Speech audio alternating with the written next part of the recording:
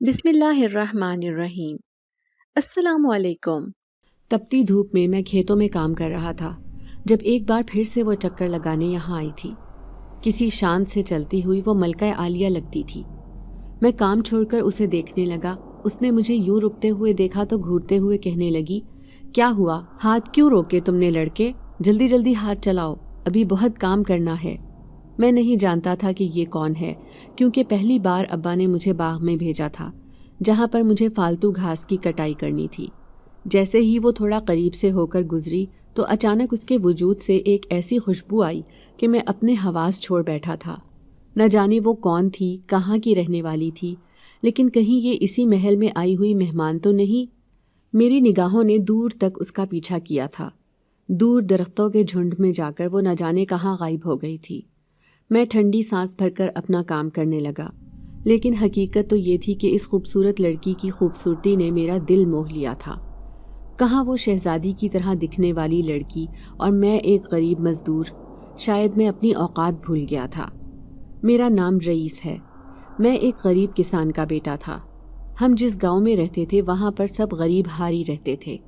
میرا باپ بھی ایک کسان تھا، ایک چھوٹا کسان جو بڑے بڑے لوگوں کی زمینوں پر کام کرتا تھا۔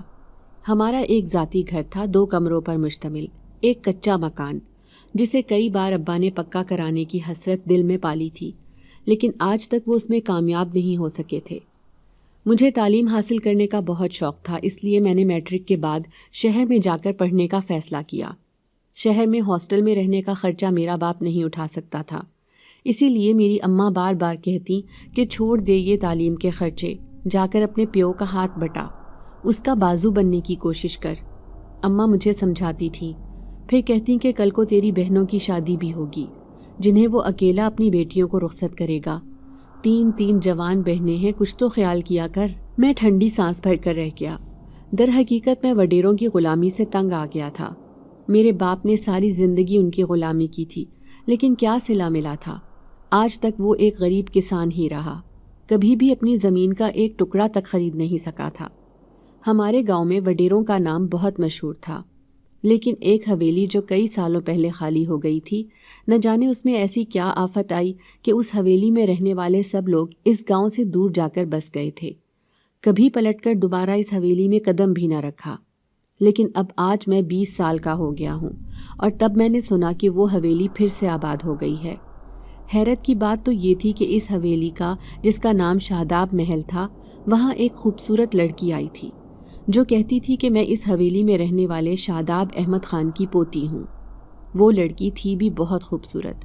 میں نے 2-3 دفعہ اسے آم کے باغ میں کھڑے ہوئے دیکھا تھا۔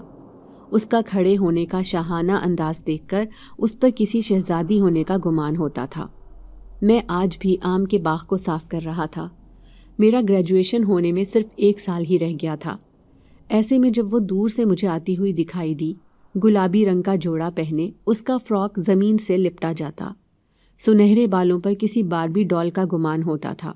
جب بھی میری کالج سے چھٹیاں ہوتی تو میں گاؤں آ جاتا تھا، ابا کے ساتھ ہاتھ بٹاتا۔ ابھی بھی شام کو سب گھر والے ساتھ بیٹھ کر چٹنی روٹی کھا رہے تھے جب میں ابا سے کہنے لگا کہ اس حویلی میں وہ لڑکی کون ہے جو آباد ہو گئی ہے؟ عجیب لڑکی ہے۔ مجھے دیکھ کر کہنے لگی کہ جلدی جلدی کام کرو، یہاں کام کرنے آئے ہو یا آرام کرنا ہے؟ ابا میری بات سن کر مسکرایا اور کہنے لگا، ارے وہ تو بڑے صاحب کی پوتی ہے، کبھی میں بھی بڑے صاحب کی زمینوں پر کام کرتا تھا، لیکن پھر وہ یہ گاؤں چھوڑ کر اچانک چلے گئے۔ ان کا کوئی اتا پتہ ہی نہیں کہ وہ ابھی زندہ ہیں یا نہیں، لیکن اب یہ لڑکی آ کر کہتی ہے کہ میں شاداب خان کی پوتی ہوں۔ واقعی اس کے اندر مجھے شاداب خان کی جھلک نظر آتی ہے۔ میں حیرت سے ابا سے پوچھنے لگا کہ لیکن اچانک وہ گاؤں چھوڑ کر کیوں چلے گئے تھے؟ ابا کچھ سوچتے ہوئے کہنے لگے، نہ جانے دونوں بھائیوں کا کیا جھگڑا ہو گیا تھا، سمجھ ہی نہیں آئی۔ کیا مطلب ہے ابا؟ کیا آفتاب خان شاداب خان کا بھائی ہے؟ ابا جس وڈیرے کی زمینوں پر کام کرتے تھے اس کا نام آفتاب خان تھا، اور وہ شاداب محل جس کا مالک نہ جانے راتوں رات کہاں غائب ہو گیا تھا، جس کا کچھ اتا پتہ ہی نہیں تھا، در حقیقت وہ دونوں بھائی تھے۔ یہ بات آج مجھے معلوم ہوئی تھی۔ ابا کہنے لگے، ہاں لیکن دونوں بھائیوں میں زمین آسمان کا فرق ہے۔ کہاں وہ نیک دل بڑے صاحب جن کے پاس میں کام کرتا تھا جب میں صرف 20 سال کا تھا، وہ مجھے اکثر کہتے تھے کہ ایک دن تم بہت بڑے آدمی بنو گے۔ میں نہیں جانتا تھا کہ میرے بڑے آدمی بننے سے پہلے ہی وہ یہاں سے چلے جائیں گے اور میں ویسا ہی چھوٹے کا چھوٹا آدمی رہ جاؤں گا۔ آج بھی میں ایک کسان ہوں، ایک غلام، اور غلام بن کر ہی زندگی جی رہا ہوں۔ ابا کے چہرے پر مایوسی تھی۔ میں انہیں سمجھاتے ہوئے کہنے لگا کہ ابا، جس کی قسمت میں کامیابی لکھی ہو اسے ہر قیمت پر مل کر رہتی ہے۔ ہو سکتا ہے کہ آپ کا یہ بیٹا آپ کی جگہ کامیاب ہو جائے، پھر آپ کی قسمت بدل جائے گی۔ ابا نے مسکرا کر مجھے دیکھا اور کہنے لگے، ہاں بیٹا، اب تو بس تجھ سے ہی میری ساری امیدیں ہیں۔ تیری تین جوان بہنیں ہیں، کچھ ان کا خیال کیا کر، ان کی بھی شادی کرنی ہے۔ پھر میں کچھ سوچتے ہوئے کہنے لگا، ابا میں چاہتا ہوں کہ میں گریجویشن کرنے کے بعد شہر کی کسی بہت بڑی فیکٹری میں نوکری پر لگ جاؤں تاکہ ہماری ایک اچھی آمدنی آ جائے۔ یہ سن کر ابا کے چہرے پر خوف کے سائے لہرائے تھے۔ پھر وہ خوف سے کانپتی ہوئی آواز میں کہنے لگے، بیٹا پہلے مجھے آفتاب خان سے پوچھنے دو، ان کا جو فیصلہ ہوگا وہی ہمیں ماننا پڑے گا، کیونکہ پنچایت میں ان کا ایک نام، ایک پہچان ہے اور گاؤں میں انہی کا فیصلہ چلتا ہے۔ مجھے یہ سن کر بہت غصہ آیا، لیکن میں اپنے غصے کا اظہار ابا کے سامنے نہیں کر سکا تھا۔ پھر اس رات میں سویا تو بے اختیار میری آنکھوں کے سامنے سے وہی شاداب محل کی خوبصورت دوشیزہ کا سراپا لہرا گیا۔ کتنی خوبصورت لڑکی ہے وہ، جس کا نصیب بنے گی اس کے تو بھاگ ہی کھل جائیں گے۔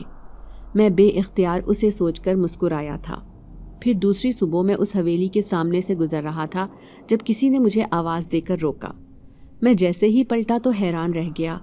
لمبے لمبے بال پشت پر بکھیرے، کالے رنگ کی قمیض شلوار پہنے، وہ لڑکی تو کسی حور کی طرح خوبصورت دکھائی دے رہی تھی، کسی شہزادی کی طرح۔ اس نے مجھے بلایا اور کہنے لگی، مجھے کچھ چیزوں کی ضرورت ہے۔ میں نے سنا ہے کہ تم شہر میں پڑھائی کرتے ہو، کیا تم مجھے وہ سب چیزیں لا دو گے؟ میں دلچسپی سے کہنے لگا، کیوں نہیں، میں آپ کو ہر چیز لا کر دے سکتا ہوں، لیکن شرط یہ ہے کہ پیسے آپ دیں گی، کیونکہ میرے پاس تو پھوٹی کوڑی بھی نہیں، میں ایک غریب کسان کا بیٹا ہوں۔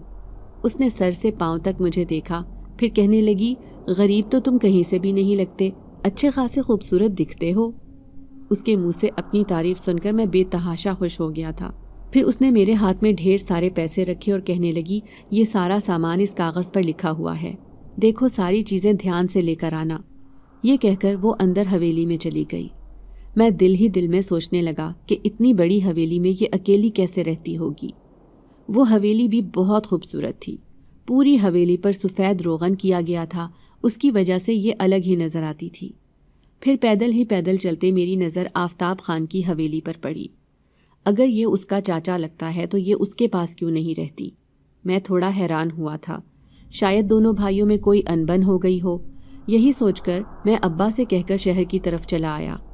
پھر اس کا سارا سامان میں نے خرید لیا تھا، جس میں گلاب کے پھول، موم بتیاں، عجیب و غریب چیزیں شامل تھیں۔ میں حیران تھا کہ یہ لڑکی اندر حویلی میں ان سب چیزوں کا کیا کرے گی۔ جو پیسے بچے میں نے اس کے ہاتھ پر رکھ دیے تو وہ مسکراتے ہوئے کہنے لگی، تم نے بہت محنت کی ہے، اس لیے یہ پیسے تم رکھ لو۔ میں نے خوش ہو کر وہ پیسے رکھ لیے تھے، کیونکہ جتنی وہ شکل و صورت میں شہزادی نظر آتی تھی اتنی ہی اس کی عادت بھی اچھی لگ رہی تھی۔ ایک رات میں اور ابا زمینوں پر کام کر رہے تھے جب آفتاب خان چلا آیا۔ اس کے چہروں پر وڈیروں جیسا روب تھا، وہ کسی انسان کو خاطر میں نہیں لاتا تھا۔ شاید دولت کا بہت غرور تھا، کیونکہ ہمارے گاؤں کا سب سے امیر آدمی آفتاب خان تھا۔ پھر وہ سارے کسانوں سے کہنے لگا، آج رات مجھے ہر حالت میں اپنی زمینوں کا کام مکمل چاہیے، کل صبح میں کسی کو یہاں قدم رکھنے بھی نہیں دوں گا۔ وہ گرج کر چلا رہا تھا۔ ابا نے سر جھکا لیا، لیکن مجھے اس کے اوپر بہت غصہ آیا تھا۔ پھر شام ہوئی تو میں نے ابا کو گھر بھیج دیا اور ابا سے کہنے لگا کہ میں کام ختم کر کے آؤں گا، آپ پریشان مت ہونا۔ یوں کام ختم ہوتے ہوتے مجھے رات کا 1 بج گیا تھا۔ اب میں جلدی جلدی گھر کی طرف جا رہا تھا، کیونکہ گاؤں کی زمینوں اور میرے گھر کا فاصلہ اچھا خاصا تھا جو مجھے پیدل ہی پار کرنا تھا۔ بھوک سے پیٹ میں چوہے بھی دوڑ رہے تھے۔ ابھی میں اس ویران اور سنسان اپنے گاؤں کے قبرستان کے قریب سے گزر ہی رہا تھا جب مجھے دور ایک قبر کے پاس لالٹین جلتی ہوئی نظر آئی۔ میں حیران رہ گیا۔ وہ ایک نقاب پوش لڑکی تھی جس کا کالا وجود اندھیرے کی وجہ سے صحیح نظر نہیں آ رہا تھا، لیکن اس لالٹین کی وجہ سے تھوڑا تھوڑا منظر مجھے نظر آ گیا تھا۔ میں حیران تھا کہ آدھی رات کو اس وقت قبرستان میں یہ لڑکی کون ہے، کیونکہ اس کا نازک سراپا بتا رہا تھا کہ وہ لڑکی ہے۔ اب میں جلدی سے اس کے پاس چلا گیا کہ کہیں اسے کوئی نقصان نہ پہنچ جائے، کہیں گاؤں کی کوئی لڑکی تو نہیں جو گھر اور گاؤں سے بھاگنے کی تیاری کر رہی ہو۔ اکثر ہمارے گاؤں میں ایسے واقعات ہو جاتے تھے۔ کبھی کبھار لڑکی کے گھر والے اس پر ظلم و ستم کرتے، یا پھر لڑکی کی پسند سے شادی نہ ہو رہی ہوتی تو وہ گاؤں سے فرار ہو جاتی تھی۔ میں جلدی جلدی اس کی طرف بڑھا تھا، لیکن جیسے ہی اس نے پلٹ کر مجھے اپنی طرف آتے ہوئے دیکھا، پلک جھپکتے میں ہرنی کی طرح چھلانگیں مارتے دور درختوں میں جا کر غائب ہو گئی۔ لیکن میں نے زمین پر پڑے ہوئے پھول دیکھ لیے تھے۔ میں بالکل ساکت کھڑا تھا، حیران پریشان تھا، کیونکہ یہ پھول تو آج ہی میں شہر سے خرید کر لایا تھا۔ تو کیا قبرستان میں کھڑی ہوئی یہ دوشیزہ وہی شاداب محل میں رہنے والی لڑکی ہے؟ لیکن وہ آدھی رات کو اس قبرستان کے پاس کیا کر رہی تھی، جس پر سرخ گلاب بڑی تعداد میں بکھرے تھے اور موم بتی کی خوشبو آس پاس پھیلی ہوئی تھی؟ لیکن وہ اتنی جلدی اچانک کہاں غائب ہو گئی؟ میں درختوں کے پیچھے جا کر اسے دیکھنے لگا، لیکن اس کا تو کوئی نام و نشان بھی نہیں تھا۔ اب دل میں عجیب و غریب سوچیں لیے میں واپس گھر آ گیا تھا۔ سمجھ نہ آئی کہ آدھی رات کو وہ خوبصورت دوشیزہ اس قبرستان میں کیا کر رہی تھی۔ یہ بات میں نے کسی کو بھی نہیں بتائی، لیکن اگلے دن شاداب محل کے سامنے سے گزرتے ہوئے بے اختیار میرے قدم اس کی طرف اٹھے تھے۔ حویلی کا دروازہ کھلا پڑا تھا، کوئی چوکیدار بھی نہیں تھا جو یہاں پر بیٹھتا، کیونکہ آفتاب خان کے ہوتے ہوئے کسی کی جرت نہ تھی کہ اس کی اجازت کے بغیر وہ کوئی دوسرا کام کر لے۔ اب میں سیدھا اندر چلا آیا تھا۔ میں نے دیکھا حویلی کے لان میں ایک جھولا بندھا تھا، جس پر بڑے آرام سے سفید لباس پہنے وہ کسی شہزادی کی طرح بیٹھی تھی، آنکھیں بند کیے، لمبے لمبے بال پشت پر بکھرائے، گہری سوچوں میں ڈوبی۔ میں بے اختیار اسے دیکھے گیا۔ اسے بھی شاید میری نظروں کا احساس ہو گیا تھا، تبھی جھٹ سے اس نے آنکھیں کھول کر مجھے دیکھا، پھر گھورتے ہوئے کہنے لگی، میں جان سکتی ہوں کہ تمہارے یہاں آنے کی وجہ کیا ہے؟ اسے شاید میرے یہاں آنے پر غصہ آیا تھا۔ ہاں، میں پوچھنا چاہتا ہوں کہ آپ اس قبرستان میں کیا کر رہی تھی آدھی رات کے وقت؟ دیکھیں، رات کے وقت وہاں جانا ٹھیک نہیں ہے۔ اچھا، کیوں ٹھیک نہیں ہے؟ اب وہ میری آنکھوں میں آنکھیں ڈالے سوال کر رہی تھی، تو میں نظریں جھکا کر کہنے لگا، اس لیے کیونکہ رات کے وقت وہاں پر آسیبی روحیں اور جنات بھٹکتے ہیں۔ آپ اس قبرستان میں ویسے کیا لینے گئی تھی؟ اب میں پرسوز نظروں سے اسے دیکھ رہا تھا۔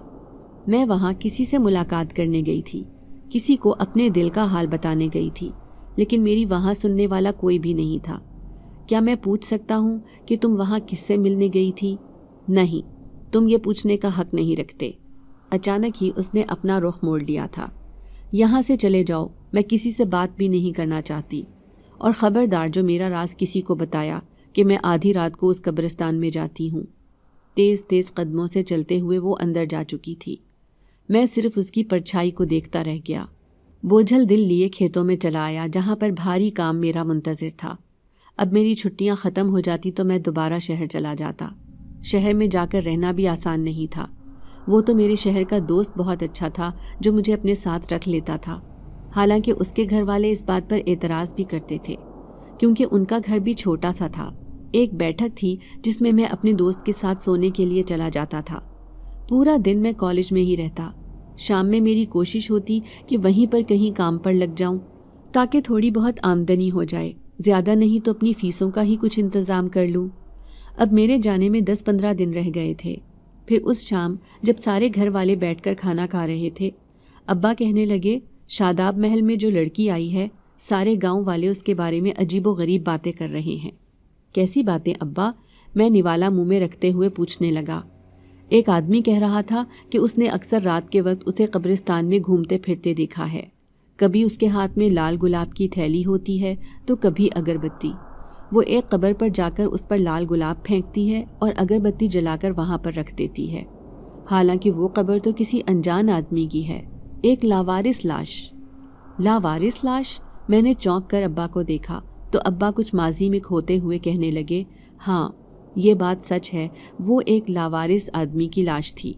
اس قبر کو میں اچھی طرح جانتا ہوں۔ وہ ایک عمر رسیدہ آدمی تھا، لیکن افسوس کی بات یہ ہے کہ اس کی شناخت مٹ چکی تھی۔ مجھے یہ کہانی سن کر بہت دکھ ہوا۔ مزید اس کے بارے میں جاننے کا تجسس ہوا تھا، لیکن ابا نماز کے لیے اٹھ گئے تھے۔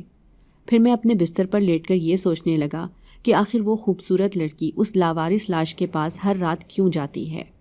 میرے علاوہ دوسرے کئی لوگوں نے بھی اسے اس قبرستان کے پاس جاتے ہوئے دیکھا تھا۔ اس بات کا تجسس مجھے چین نہیں لینے دے رہا تھا۔ میں اسی شاداب محل کی اس شہزادی سے یہ بات پوچھنا چاہتا تھا کہ آخر وہ اس اجنبی کی قبر پر کیوں جاتی ہے، اس قبر سے اس کا کیا رشتہ ہے۔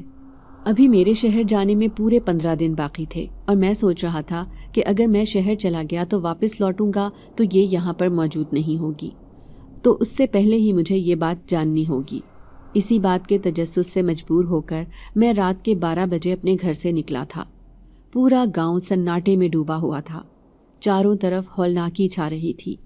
ایسے میں اسی بات کا راز جاننے کے لیے دھیرے دھیرے اس حویلی کی طرف جانے لگا۔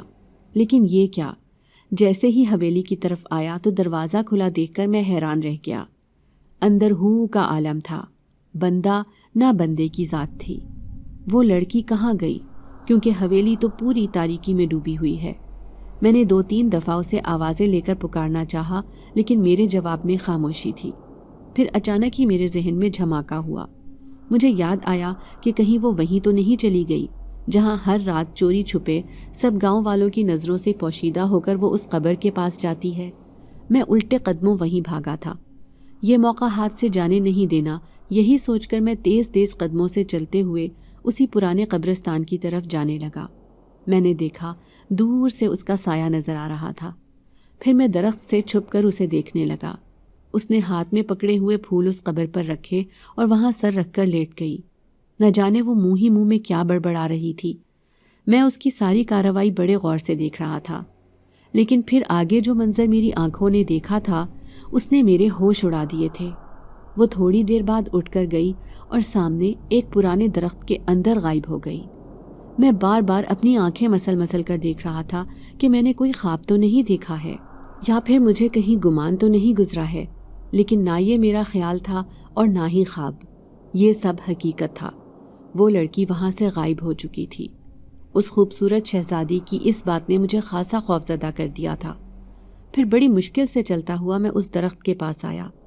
2-3 دفعہ اسے آوازیں لگائیں، لیکن اس کا یہاں نام و نشان بھی نہیں تھا۔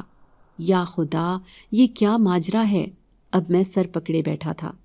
پھر دھیرے سے مڑ کر گاؤں کی طرف واپس جانے لگا کہ اچانک کسی نے میرے کندھے پر ہاتھ رکھا۔ جیسے ہی مڑا تو میرے پیروں تلے سے زمین نکل گئی۔ وہ اپنی کالی آنکھوں سے مجھے گھور رہی تھی۔ اس کی آنکھوں میں واضح چمک تھی، جیسی میری یہاں موجودگی پر اسے غصہ آیا ہو۔ ابھی تم کہاں غائب ہو گئی تھی؟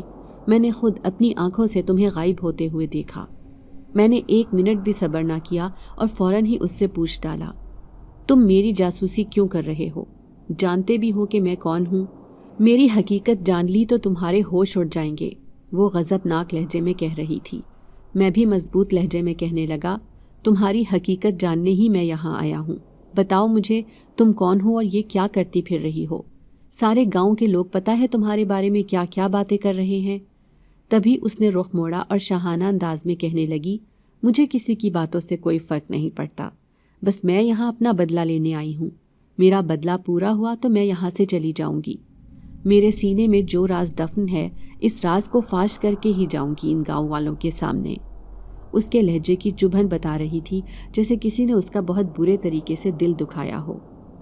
لیکن تم ہر رات اس قبر پر کیا لینے آتی ہو؟ تمہارا اس شخص سے کیا تعلق تھا؟ میرے ابا تو بتا رہے تھے کہ یہ شخص لاوارث تھا، اس کی تو کوئی شناخت ہی نہیں تھی۔ نہیں تھا یہ لاوارث، وہ غصے سے چیختے ہوئے لہجے میں کہنے لگی۔ جانتے بھی ہو یہ کون ہے؟ اس گاؤں سے اس کا کیا تعلق ہے؟ لیکن میں تمہیں کیوں بتاؤں؟ تم میرے لگتے ہی کیا ہو؟ اب اس نے سر سے پاؤں تک مجھے دیکھا تھا۔ میں اندر ہی اندر شرمندہ ہو گیا، پھر بے بسی سے اسے کہنے لگا، لیکن تم مجھے بہت اچھی لگتی ہو، اسی لیے تو میں بار بار تمہارے پیچھے آتا ہوں۔ میں اپنے دل کی بے بسی اس سے بیان کر رہا تھا۔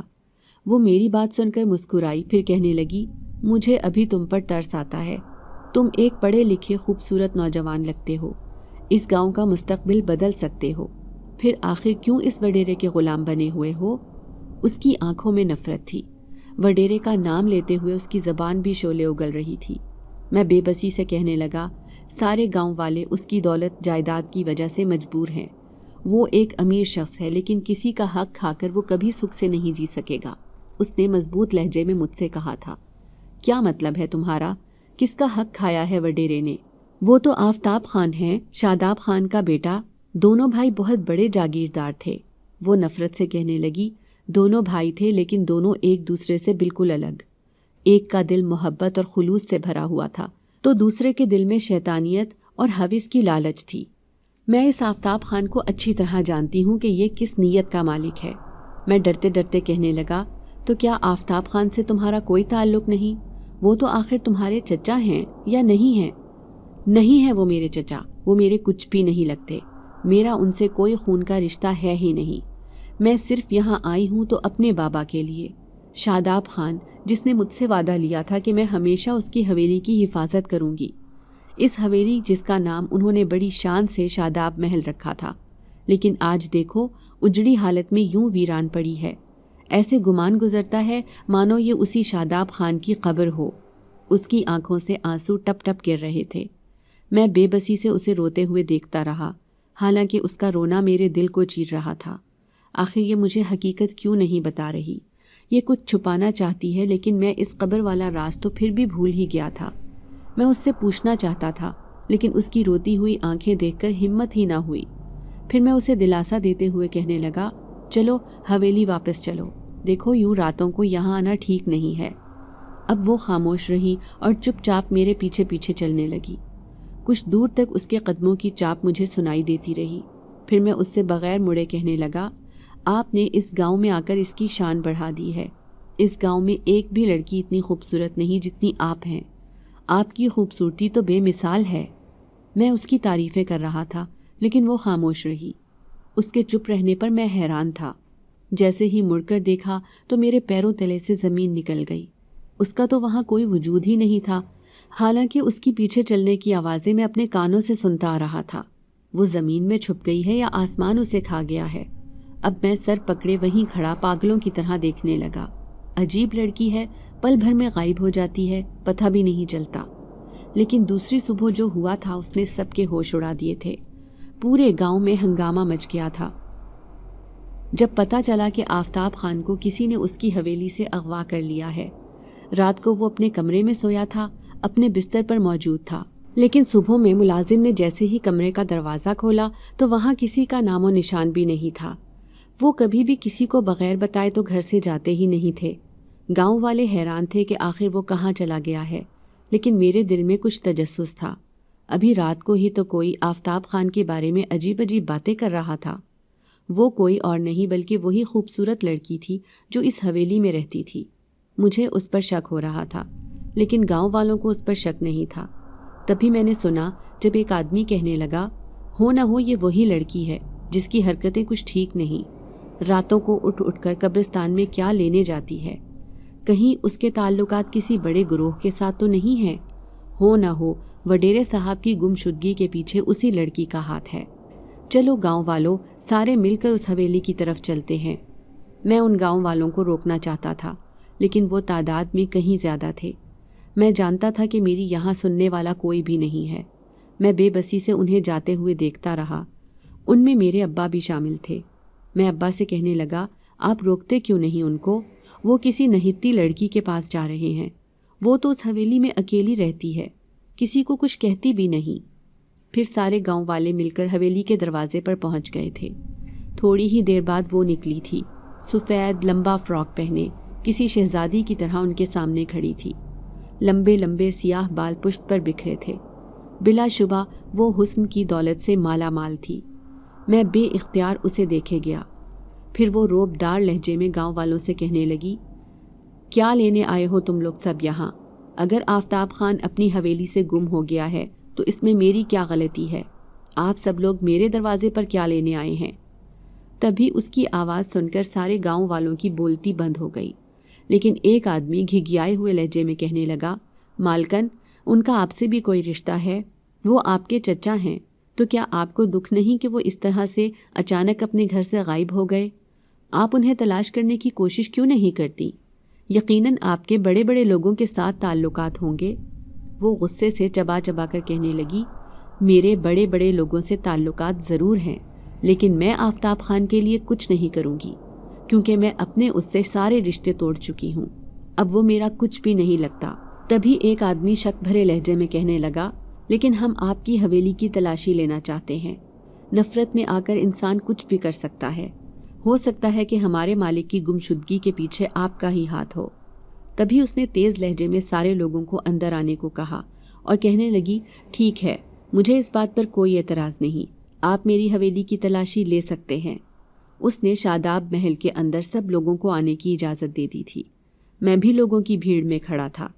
जैसे ही अंदर जाने लगा तो वो मुझसे सरगोशी में कहने लगी कि तुम भी इन जाहिलों के साथ मिल गए हो, मुझे तुमसे ये उम्मीद नहीं थी। उसकी नज़रें मुझ पर जमी थी। मैं बेबसी से कहने लगा, मैं आपके खिलाफ नहीं हूँ, लेकिन गांव वालों के साथ चलना मेरी मजबूरी है, क्योंकि मेरे अब्बा, मेरा पूरा ख़ानदान इसी गांव के रिहायशी हैं।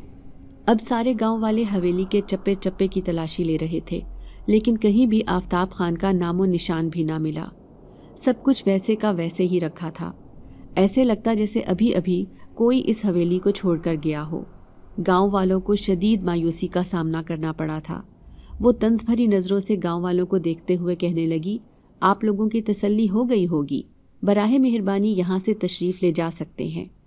न जाने उस लड़की को इतना गुस्सा क्यों आया हुआ था, और हकीकत बात तो ये थी कि शहजादी की तरह दिखने वाली इस लड़की के ऊपर गुस्सा करना जचता भी था।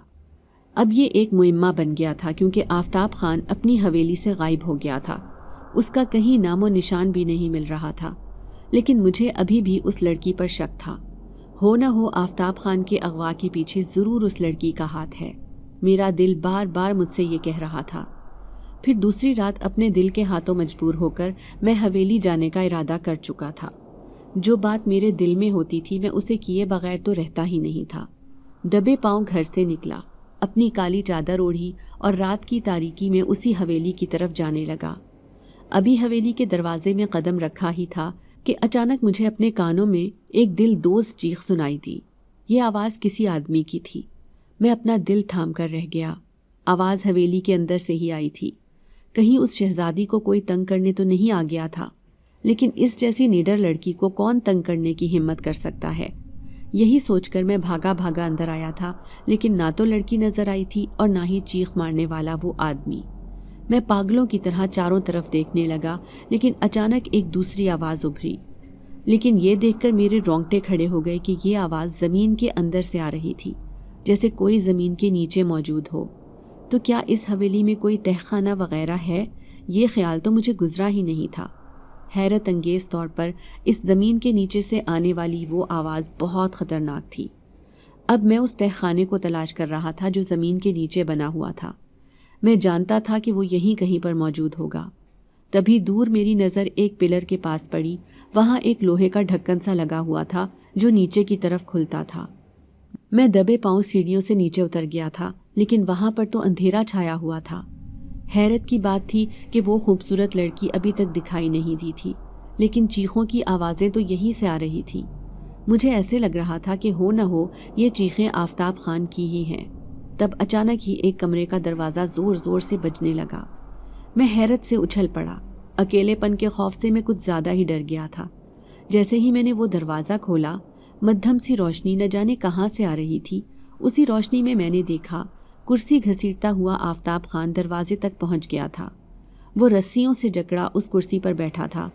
मुझे देखकर कहने लगा, मेरी मदद करो, मुझे खोलो यहाँ से, वरना वो मुझे मार डालेगी। वो अपना बदला लेने आई है, वो मुझे नहीं बख्शेगी। वो हद से ज़्यादा खौफज़दा लग रहा था।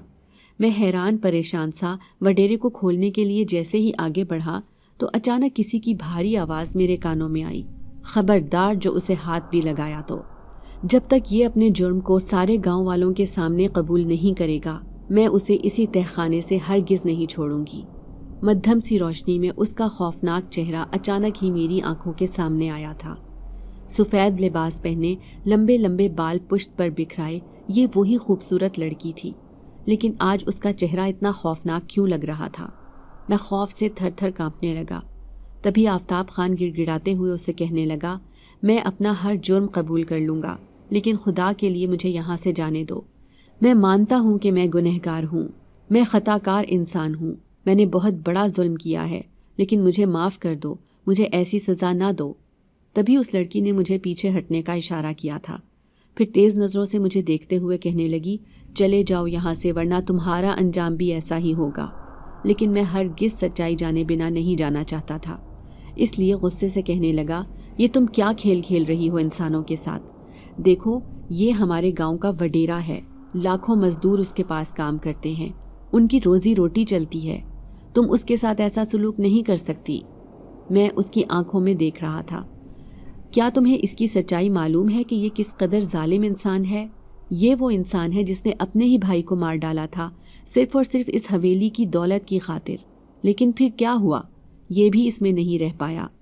یہ کیا کہہ رہی ہو تم؟ کیا آفتاب خان نے اپنے بھائی شاداب خان کو خود مارا تھا؟ نہیں، وہ تو راتوں رات یہ حویلی چھوڑ کر چلا گیا تھا۔ تبھی اچانک وہ پوری طرح سسکنے لگی اور سسک کر کہنے لگی، نہیں، وہ خود چھوڑ کر نہیں گیا تھا، اس رات اس کی موت ہو گئی تھی۔ مجھے اپنی آنکھوں پر یقین نہ آیا تھا، میں بے یقینی سے یہ کہانی سن رہا تھا۔ وہ میری آنکھوں میں دیکھتے ہوئے کہنے لگی، یہ مجرم ہے شاداب خان کا، میرے بابا کا، جس نے میرے سر پر ہاتھ رکھا۔ میں بے سہارا تھی، وہ اسی حویلی کے اندر رہنے والی میں ایک بچی تھی، لیکن اس نے کیا کیا؟ مجھ سے میرے باپ کو ہی چھین لیا۔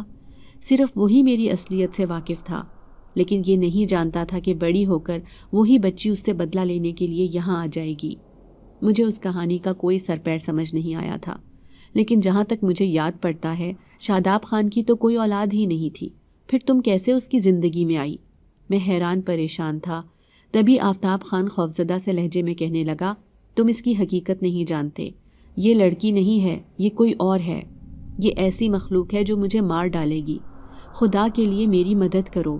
میں نے جیسے ہی مڑ کر دیکھا، اچانک اس لڑکی کے چہرے کے خوفناک تاثرات بھیانک روپ میں بدل گئے تھے۔ وہ آنکھیں بدلتے ہوئے اسے گھورتے ہوئے کہنے لگی، ہاں یہ بھی میری اصلیت جان جائے گا اور تم بھی۔ تمہیں تو بہت پہلے سے ہی پتا تھا نا کہ میں اس حویلی میں رہتی ہوں، تو پھر کیوں مجھ پر ایسا ظلم کیا تھا؟ تم نہیں جانتے تھے کہ میرا شاداب خان کے ساتھ کیا رشتہ تھا؟ تبھی وہ میری طرف پلٹی اور پھر کہنے لگی، آج میں تمہیں یہ سچائی بتانا چاہتی ہوں کہ میری حقیقت کیا ہے۔ سارے گاؤں والے جانتے ہیں کہ شاداب خان کی کوئی بیٹی نہیں تھی، کیونکہ انہوں نے تو زندگی میں شادی ہی نہیں کی تھی۔ شاداب خان اور آفتاب خان دو بھائی تھے، لیکن دونوں سوتیلے۔ شاداب خان بہت اچھے اور نیک انسان تھے، ہر کسی کے دکھ درد میں آگے بڑھ چڑھ کر حصہ لیتے تھے، لیکن وہیں آفتاب خان کے اندر شیطانی دماغ پلتا رہا۔ آفتاب خان کی ماں زندہ تھی، جبکہ شاداب خان کی ماں بچپن میں ہی فوت ہو گئی تھی، لیکن آفتاب دل ہی دل میں اپنے سوتیلے بھائی سے شدید نفرت کرتا تھا۔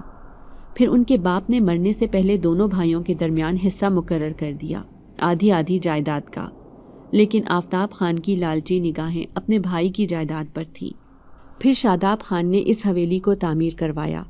در حقیقت وہ اس گاؤں میں اس حویلی کو کوئی نام دینا چاہتا تھا، اسی لیے اس نے اس حویلی کا نام شاداب محل رکھا۔ سارے گاؤں والے اس حویلی کی تعریفوں کے پل باندھ رہے تھے، لیکن آفتاب خان کے دل پر سانپ لوٹ رہے تھے۔ وہ چاہتا تھا کہ کسی طرح وہ نہ صرف اس حویلی کو نقصان پہنچائے، بلکہ اپنے راستے کا کانٹا شاداب خان کو بھی اپنے راستے سے ہٹا کر اپنی منزل آسان کر لے۔ لیکن یہ سب کچھ اتنا آسان بھی نہیں تھا، کیونکہ آفتاب خان کی راہ میں رکاوٹ میرا وجود تھا، میرا اندیکھا وجود جو اس حویلی کے اندر رہتا تھا۔ تمہیں یہ جان کر حیرت ہوگی کہ میں کوئی انسانی لڑکی نہیں بلکہ ایک جن زادی ہوں، ایک یتیم جن زادی جس کے سر پر ہاتھ شاداب خان نے رکھا تھا۔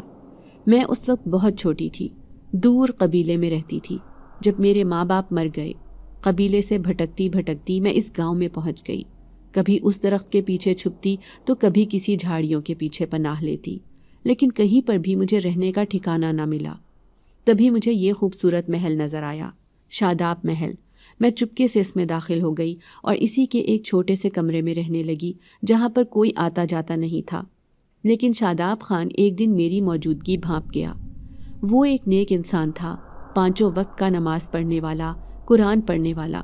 اسے میرا وجود بھی دکھائی دے گیا تھا، میری پرچھائی جو میں اسی کمرے میں اپنے آپ کو چھپانے کی کوشش کرتی تھی۔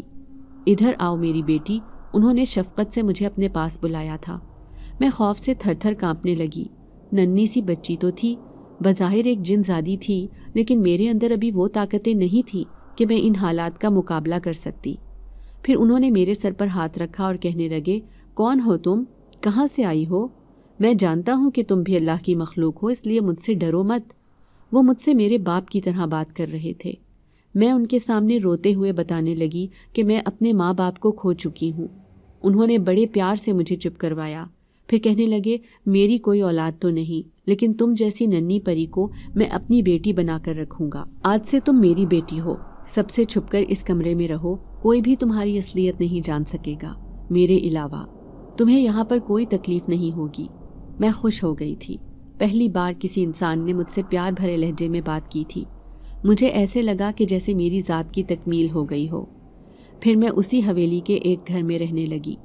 ہر رات میرے بابا میرے پاس آتے تھے۔ میں انہیں بابا ہی کہتی تھی کیونکہ وہ مجھے دیکھ سکتے تھے، مجھے محسوس کر سکتے تھے، لیکن میں نہیں جانتی تھی کہ ان کے اوپر ایسے ظلم کیا جائے گا۔ ایک رات 4 آدمی زبردستی حویلی کے اندر داخل ہوئے اور وہ گھسیٹتے ہوئے میرے بابا کو اس حویلی سے لے گئے۔ میں اتنی چھوٹی تھی کہ کچھ کر بھی نہ سکی، آنسو بھری نظروں سے بے بسی سے اس انسان کو دیکھتی رہ گئی جس نے مجھ پر اتنے احسان کیے تھے۔ کوئی بھی میری موجودگی سے واقف نہیں تھا۔ سب کا خیال تھا کہ شاداب محل بالکل خالی ہے، یہاں پر کوئی بھی نہیں رہتا، لیکن کوئی نہیں جانتا تھا کہ یہاں پر ایک جن زادی رہتی ہے، ایسی جن زادی جس نے سب کچھ اپنی آنکھوں سے اس ظلم کو ہوتے ہوئے دیکھا تھا۔ پھر میرے بابا کبھی بھی واپس نہیں آئے تھے۔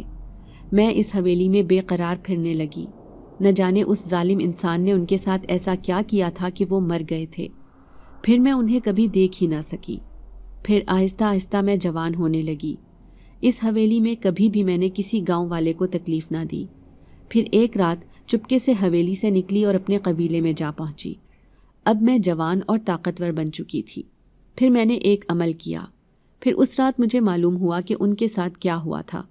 اس ظالم انسان نے 3 دن تک اسے کمرے میں قید رکھا، زبردستی ساری جائیداد پر کاغذات پر اس کے انگوٹھے لگوائے۔ اس کے بعد نہ جانے اسے کون سا زہریلا انجیکشن لگوایا کہ وہ موقع پر ہی مر گئے تھے، اور پھر نہر میں ان کی لاش پھینکوا دی گئی۔ پورے 15 دن بعد ان کی مسخ شدہ لاش ملی جس کی شناخت بھی نہیں ہو سکی تھی، لیکن میں تو ان کے روئے روئے سے واقف تھی۔ کیسے بھول سکتی تھی کہ اس ننھی بچی جن زادی کے سر پر ہاتھ رکھنے والا وہ نیک انسان اس قدر بری حالت میں ملے گا۔ میں پھوٹ پھوٹ کر اس کی قبر پر روتی رہی، پھر اس محل میں واپس لوٹ آئی، ایک انسانی روپ اختیار کر کے۔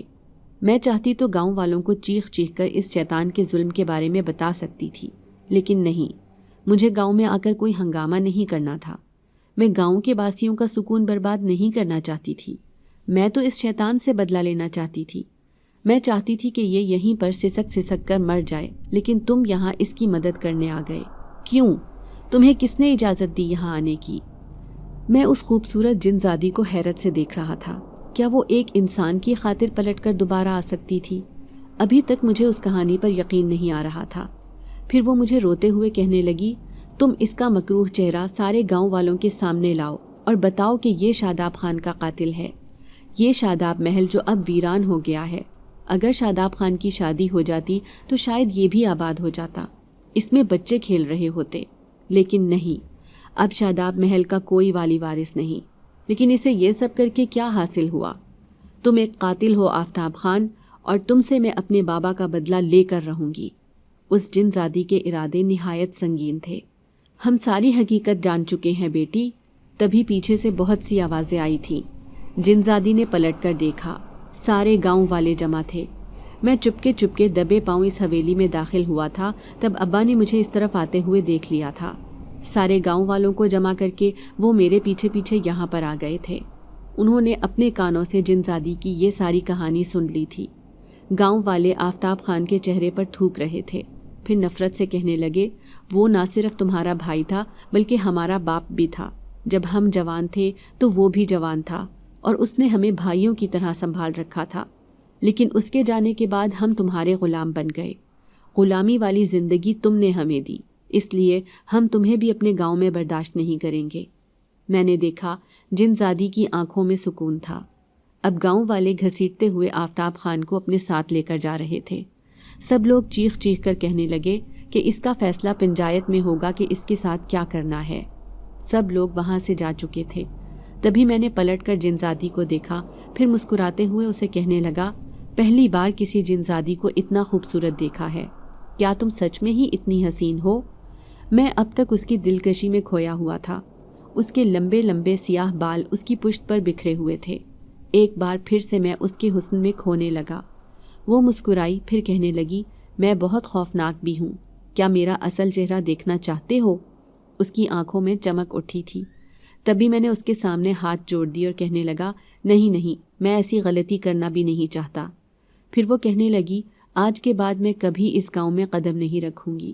صرف اس شیطان انسان کی حقیقت بتانے اس گاؤں میں آئی تھی، اس لیے اب ہمیشہ کے لیے میں اپنے قبیلے میں جا رہی ہوں، لیکن جاتے جاتے میں تمہاری مدد ضرور کرنا چاہتی ہوں، کیونکہ یہاں کا کوئی بھی انسان مجھے اس طرح سے سمجھ نہ پایا جس طرح سے تم نے مجھے سمجھا ہے۔